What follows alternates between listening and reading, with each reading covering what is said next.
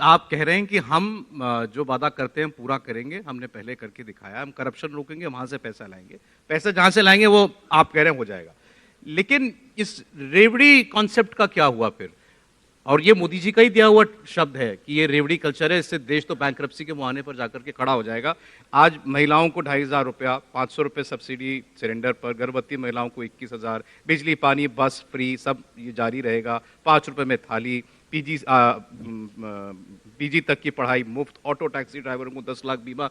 ये रेवड़ी नहीं है क्या? ऐसा है कि अगर आप बजट के अंदर, जो बजट के आपके पास कैपेसिटी है, उसके अंदर जब जनता का एम्पावरमेंट करते हैं, गरीबों को आगे विकसित भारत की यात्रा में, अमृतकाल की यात्रा में भाग लेने के लिए उनको सशक्त बनाते हैं, तो मैं समझता हूं रेवड़ी कल्चर नहीं है। प्रधानमंत्री नरेंद्र मोदी जी ने 2014 से शुरू किया था बेटी बचाओ बेटी पढ़ाओ। प्रधानमंत्री मोदी जी बार बार कहते हैं भारत की विकास यात्रा तभी पूरी हो पाएगी जब 50% देश की जनसंख्या, हमारी बहनें, हमारी बेटियों को हम सशक्त बनाएं, भारत की अर्थव्यवस्था का अभिन्न अंग बनाएं और उन सबको पर्याप्त मौके मिले, पर्याप्त अपने पांव पे खड़े होने के लिए, आत्मनिर्भर होने के लिए, हम आगे बढ़ने के लिए प्रोत्साहित करें। प्रधानमंत्री, कल तो इनफैक्ट गर्ल चाइल्ड डे था, कल तो हमने सेलिब्रेट किया हमारी बेटियों का, कैसे बेटियों को आगे और देश की विकास यात्रा में आगे बढ़ाएं। और इसी श्रृंखला में अब देखिए ढेर सारे काम, हर एक घर तक कुकिंग गैस कनेक्शन फ्री पहुंचाना, और अब तो पाइप्ड गैस, कि हर घर तक पाइप से गैस पहुंचे, हर घर तक जल, नल से जल पहुंचे, शुद्ध पेयजल पहुंचे, अच्छा पानी पहुंचे। इन दोनों कार्यक्रम का सबसे बड़ा लाभ किसको होता है? हमारी बहनें, माताओं को होता है। जब 12 करोड़ मुफ्त में शौचालय बनते हैं देश में, तो इसका लाभ सबसे ज्यादा किसको होता है? हमारी माता बहनों के डिग्निटी को, उनके इज्जत को। ये इज्जत घर बोलते हैं हम इनको।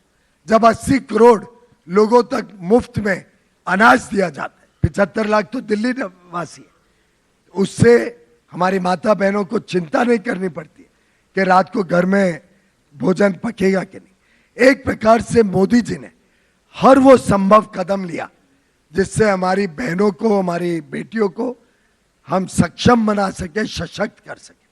और एक एक कार्यक्रम जो हमने ऑफर किया है वो गरीबों को, हमारे युवाओं को, हमारी बहनों को और ताकत देना, हमारे किसानों की आमदनी और बढ़ाना, युवा युवतियों को नए अवसर देना और बहनों को देश की अर्थव्यवस्था में पूरी भागीदारी मिले, इसको मद्देनजर रखते हुए दिल्ली के बजट को ईमानदारी से इस्तेमाल करके, अच्छी इंफ्रास्ट्रक्चर क्रिएट करके, कैसे या रोजगार के, व्यापार के, कारोबार के अवसर बढ़े, उस दृष्टिकोण से हमने अपना संकल्प पत्र दिल्ली वालों को, दिल्ली की जनता को पेश किया है।